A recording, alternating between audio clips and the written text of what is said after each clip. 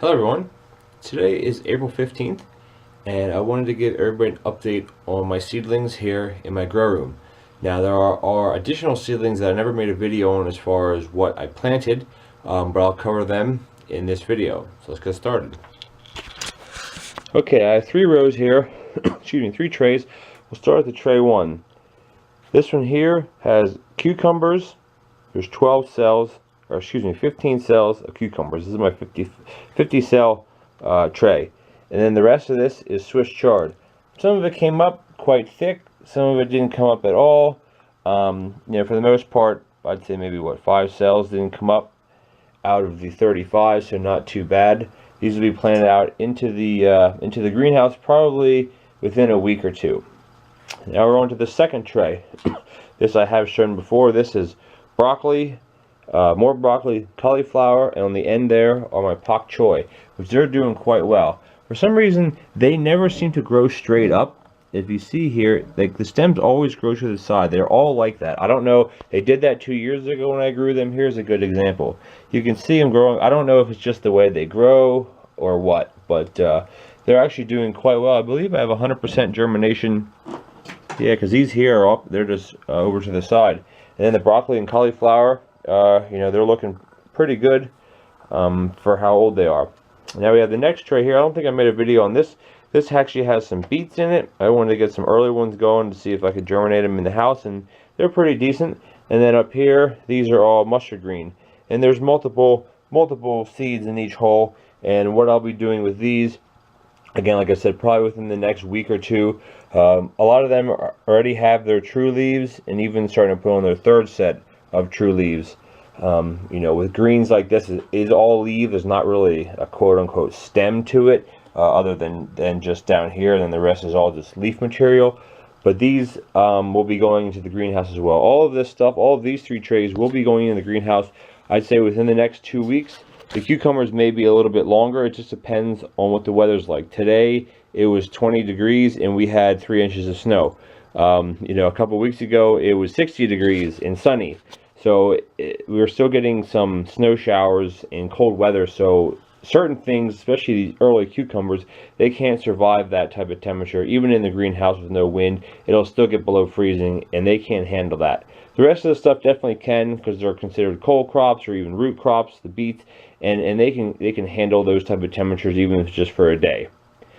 Alrighty, so next up will be my tomatoes. Alright, next up I have my peppers and tomatoes.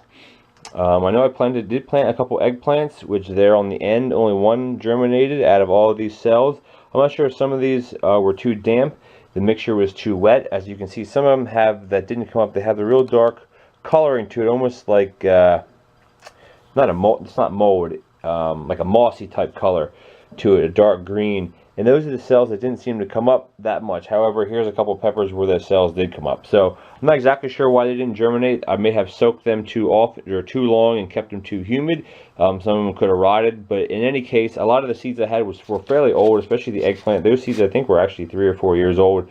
So they may not be viable anymore. But anyway, the peppers that are up are mainly in this center section and a couple on the outside. My hot peppers, this is a ghost pepper back there, and I'm not sure, that might be a habanero or something.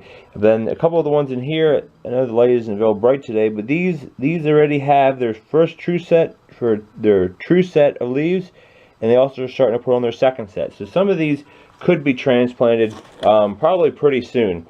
And if you look at the bottom, see if I can you can see some of the roots are starting to come through, but not too much.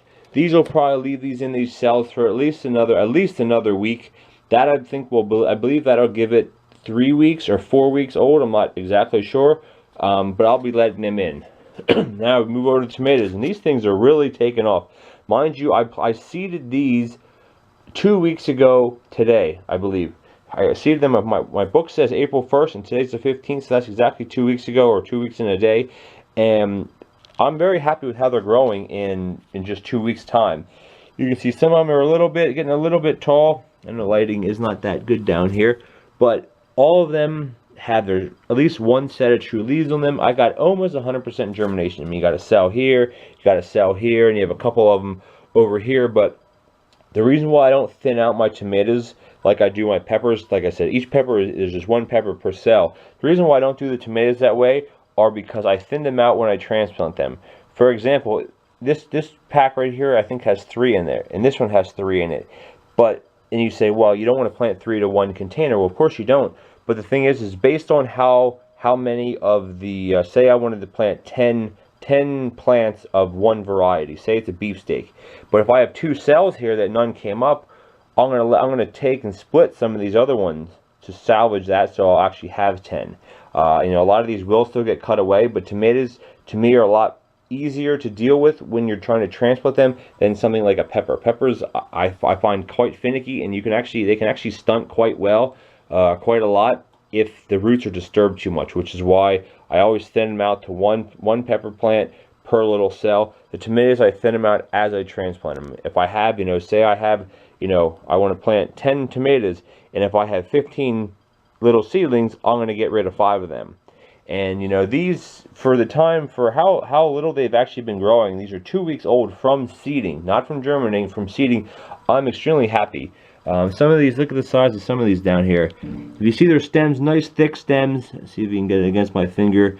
They're not spindly. Some of them are kind of flopping over. I think it's just because they're getting to the light, because these other ones are filling in a lot. And then even these are seeds over here. These are all seeds sent to me from my friends in California.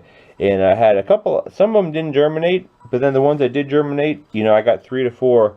I think I got 3 seeds per cell, so I'll easily be able to get my dozen out of here. These are my friend tomatoes, I'll call them.